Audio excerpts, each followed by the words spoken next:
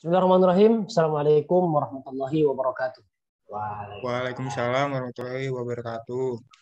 Alhamdulillah, kita kembali lagi berkumpul secara daring melalui platform Zoom ini, yakni untuk membuat podcast seperti itu, berbincang-bincang mengenai seputar hubungan internasional seperti itu. Nanti ada temanya yang akan saya sebutkan, ada juga yang akan saya sebutkan. Sebelumnya podcast ini bertujuan untuk pengumpulan atau pengambilan nilai dari mata kuliah Bahasa Indonesia yang diampu oleh Bapak Muhammad Reski Utama. Baiklah, di sini saya sebagai moderator, perkenalkan nama saya Muhammad Hakimi Hadid. Selanjutnya kepada teman-teman bisa memperkenalkan diri. Silakan Mas Dery. Oke, perkenalkan nama saya Ilham Khairul dari Antono. Prodi Hubungan Internasional Universitas Islam Indonesia dan NIM-ku 21323031. Silakan. Baik. Perkenalkan nama saya Ariandra Sasa Istisia dari Prodi Hubungan Internasional Universitas Islam Indonesia, nomor induk mahasiswa 21323089. Oke, teman-temannya. Jadi di sini saya sebagai moderator yang akan mengontrol jalannya podcast ini seperti itu. Baiklah, podcast kita kali ini berkaitan dengan seputar hubungan internasional. Kita mengambil tema atau mengambil judul yakni anime sebagai soft power diplomasi Jepang. Gitu. Oke, saya langsung aja nih ke Mas Dery, Mas Ilham. Berbicara soal soft power diplomasi, menurut Mas Dery, apa sih soft power diplomasi itu? Silakan, Mas Dery. Oke, terima kasih atas kesempatannya. Jadi menurut saya, diplomasi soft power adalah salah satu cara untuk melakukan diplomasi publik. Jadi diplomasi ini lebih ke bagaimana cara negara itu untuk mempromosikan budaya mereka ke negara lain dengan diplomasi budaya dan publik. Jadi Jepang ini merupakan salah satu negara kapitalis yang maju dan kuat yang melakukan pendekatan dengan masyarakat internasional melalui diplomasi publik dan budaya ini atau soft power. Diplomasi tersebut ditujukan untuk mempengaruhi asumsi umum terhadap Jepang sebuah dukungan untuk kebijakan luar negeri dari Jepang itu sendiri. Dan ini diwujudkan dari banyak hal, salah satunya dari anime. Oke. Soft power diplomasi. Oke, selanjutnya kembali berbicara masalah soft power diplomasi. Tentunya dalam melaksanakan itu atau menerapkan soft power diplomasi, suatu negara tentunya mempunyai national interest atau kepentingan nasional seperti itu. Nah, selanjutnya ini saya ke Mas Andra. Menurut Mas Andra, apakah suatu negara dalam menerapkan soft power diplomasi harus ada national interest-nya seperti itu? Silakan, Mas Andra. Ya, baik. National interest memang ada karena suatu negara harus memiliki kepentingan satu sama lain dan keuntungan. Jika tidak ada kepentingan, maka tidak ada national interest tersebut. Oke, berarti dalam sebuah diplomasi harus ada kepentingan suatu negara gitu ya. Berarti ada yang dituju seperti itu ya. Seperti itu ya, Mas Ariandra. Oke. Kemudian langsung saja kita masuk ke pembahasan selanjutnya mengenai anime. Saya terlebih dahulu ke Mas Dery. Sejauh ini apa yang Mas Dery ketahui mengenai anime untuk pembuka? Silakan Mas Dery. Oke. Anime seperti yang mungkin teman-teman yang mendengar podcast ini sudah tahu ya. Anime itu adalah animasi Jepang khas yang dibuat oleh orang Jepang yang digambar oleh tangan maupun komputer. Jadi kata anime ini merupakan singkatan dari animation dalam bahasa Inggris. Jadi diubah ke dalam bahasa Jepang yang disebut dengan anime. Gitu. Jadi anime ini mempunyai ciri khas tersendiri, jadi punya gambar yang unik dan lebih mirip manusia gitu, dan mungkin dari warna-warnanya itu warna-warni gitu. Jadi mereka punya ciri khas tersendiri dari kartun-kartun pada umumnya. Baik, baik, baik. Berarti ada perbedaan ya, ada perbedaan antara anime dengan kartun-kartun lainnya seperti itu. Kemudian saya kembali lagi ke Mas Dery. Saya langsung masuk ke soft power diplomasi, Mas. Menurut Mas Dery, apa sih keunggulan dari anime ini sehingga Jepang memilih anime tersebut untuk dijadikan soft power diplomasi? Silakan, Mas.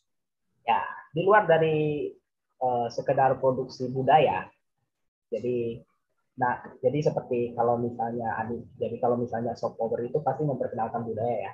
Jadi anime ini juga dikenalkan sebagai pop culture-nya Jepang, budaya popnya mereka, dan di sini dikenalkan oleh mereka sebuah anime yang merupakan budaya khas mereka. Dan di luar dari sekedar produksi budaya, anime ini juga mempunyai nilai ekonomis dan terdapat ideologis yang terdapat di anime ini. Jadi banyak sekali national interest yang dibungkus di dalam anime ini. Oh, berarti kata kuncinya atau keywordnya adalah banyak sekali national interest yang dibungkus atau terdapat dalam sebuah anime seperti itu ya. Oke, saya selanjutnya ke Mas Ariandra. Kita berbicara soal anime seperti itu, berbicara soal animasi, berbicara soal kartun. Menurut Mas Ariandra, apa sih yang membedakan antara anime dengan kartun-kartun lain? Saya ambil satu contoh, kartun dari Indonesia mungkin kita semua tahu dan teman-teman yang menonton ini juga sudah tahu seperti itu. Satu anime, bukan anime, kartun dari Indonesia, yakni Adit Sopojarwo gitu. Adit Sopojarwo tidak dijadikan Indonesia sebagai bahan atau sebagai soft power diplomasi seperti itu. Nah, itu mengapa, Mas? Mengapa kemudian anime bisa dijadikan sebagai soft power diplomasi sedangkan kartun Indonesia tidak? Silakan, Mas Anta. Baik, mengapa kartun Sopo Jarwo atau kartun Indonesia dijadikan soft power Indonesia, sedangkan anime sendiri bisa dijadikan soft power untuk Jepang? Pertama, kita tahu anime itu sudah sangat populer ya dari zaman dulu. Mulai dari saya kecil, saya juga nonton beberapa anime. Dan saya di situ sadar bahwa industri anime ini sangat-sangat fokus kepada budaya Jepang dan sejarahnya. Jadi anime itu sangat menciri khaskan akan Jepang sendiri. Dan Jepang juga negara yang maju dan banyak disukai orang ya. Tempat wisatanya juga bagus. Dan anime juga bisa menjadi soft power yang sangat-sangat menguntungkan sendiri bagi Jepang dan bisa mencapai keuntungan antara dua negara. Dan juga anime dari segi gambaran, grafis, alur cerita itu uh, sangat sangat menarik untuk ditonton dan tidak membosankan. Seperti contoh salah satu anime yang saya suka yaitu anime Attack on Titan. Di sana menceritakan tentang fantasi, action, dan juga ada politiknya dan grafiknya dari segi cerita, segi grafik itu sangat memuaskan. Dan jujur saya nonton itu tidak ada bosan-bosannya. Seperti itu Terima ya, kasih. berarti siap, berarti ada perbedaan lah seperti itu ya. Perbedaan mungkin dari antara animasi Indonesia dengan animasi Jepang yang kita sebut sebagai anime itu mungkin terdapat, bisa dikatakan banyak sekali perbedaan seperti itu. Itulah mengapa sehingga anime yang berasal dari Jepang itu bisa dijadikan sebagai soft power diplomasi oleh Jepang sendiri seperti itu ya. Oke, selanjutnya saya langsung aja ke Mas Dery. Yang pertama adalah bagaimana anime sebagai soft power Jepang dalam mewujudkan national interest Jepang. Ini yang pertama. Silakan dijawab dulu. Oke, bagaimana anime ini bisa mewujudkan national interest Jepang? Jadi seperti yang kita tahu, kalau misalnya national interest itu pasti berhubungan dengan citra baik. Jadi anime ini bisa menjadi nilai plus untuk Jepang untuk menambah citra baik dari mereka, dari bidang pertahanan, dari bidang ideologi. Anime-anime seperti anime Gate itu sudah sangat jelas untuk memperkenalkan kalau misalnya militer Jepang itu tidak akan menyerang negara lagi, tidak akan menjajah lagi, seperti Undang-Undang Dasar baru mereka, dan mereka cuma untuk melindungi negara mereka, menunjukkan mereka berdua. Terus dari sosial juga banyak sekali anime yang memperkenalkan sosial mereka yang agar mereka terlihat kalau orang Jepang itu rajin, terus disiplin dan sebagainya. Dari bahkan ideologi sendiri pun banyak dikenalkan dari anime-anime seperti anime Attack on Titan yang sempat disinggung sama Mas Andra tadi. Itu banyak sekali ideologis yang dibungkus dalam anime tersebut, seperti ideologi fasis, ideologi liberal. Di situ banyak sekali dibungkus di anime tersebut. Dan bahkan di anime Doraemon yang mungkin teman-teman udah nonton dari kecil ya, itu bahkan ada unsur ideologi yang diperkenalkan oleh Jepang tersebut itu sendiri. Gitu. Oh, menarik. Berarti anime tidak hanya sebagai sebuah animasi seperti yang ditonton, tetapi anime itu sendiri mengandung banyak sekali seperti tadi yang Mas Tiri jabarkan, ada ideologi seperti itu, dan juga dampak anime sebagai soft power diplomasi Indonesia itu, maksud saya diplomasi Jepang, bahwa dengan adanya anime itu berarti pariwisata Jepang bisa naik seperti itu, dan tentunya masih banyak lagi keuntungan-keuntungan yang didapat Jepang dengan menggunakan anime sebagai soft power diplomasi. Oke, baik, selanjutnya saya langsung saja ke Mas Andra. Pertanyaan saya mengenai berbicara soal national interest, mengenai kepentingan nasional seperti itu. Menurut Mas Andra, atau dari pendapat Mas Andra, dengan Jepang menggunakan anime sebagai soft power diplomasi, apakah hal tersebut bisa mungkin menguntungkan bagi Jepang dari segi ekonomi atau dari segi apa seperti itu, Mas? Silakan dijabarkan. Ya, seperti yang pertanyaan Mas Hakim tadi, apakah bisa power anime menjadi keuntungan dari segi ekonomi dan lain-lain? Ya, menurut saya bisa, karena anime sangat terkenal akhir-akhir ini, bahkan di seluruh dunia. Anime juga bisa menjadi keuntungan di bidang ekonomi, pemasaran entertainer di Indonesia, dan banyak anime-anime yang bermunculan di TV Indonesia dan juga anime sekarang muncul di aplikasi, bisa ditonton dengan gratis. Dan juga anime juga menjadi keuntungan di bidang pariwisata. Membuat anime Eurocamp sebagai strategi mereka untuk memperkenalkan alam Jepang dan menarik minat turis untuk jalan-jalan ke Jepang. Iya, jadi di anime itu kita bisa tahu bagaimana keadaan lingkungan Jepang. Di bidang pertahanan sendiri, mereka memperkenalkan sistem militer yang sesuai dari undang-undang dasar mereka, yaitu menolak perang dan membuat militer hanya untuk melindungi negaranya. Jadi Jepang sudah berubah dari masa lalunya dan ingin membela negaranya. Di bidang sosial juga ada, mereka anime bisa memperkenalkan budaya mereka yang disiplin, jujur, dan bekerja keras seperti orang Jepang aslinya. Mereka yang lebih mengutamakan kerja keras dan mengutamakan kedisiplinan dan kejujuran mereka. Terima kasih.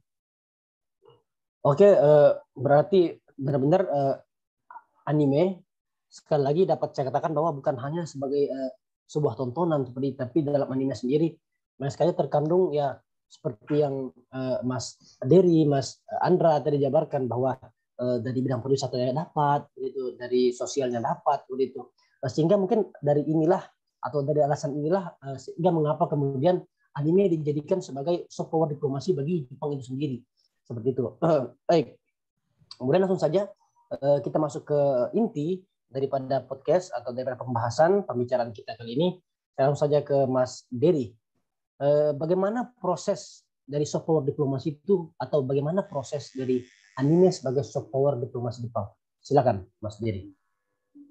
Oke, jadi anime ini punya sejarah panjang perkembangannya. Jadi di era Perang Dunia pun anime ini udah mulai bergerak perkembangannya. Jadi dari 1917 terdapat anime yang pertama kali dibuat, yang dibuat oleh 3 orang fathers of anime.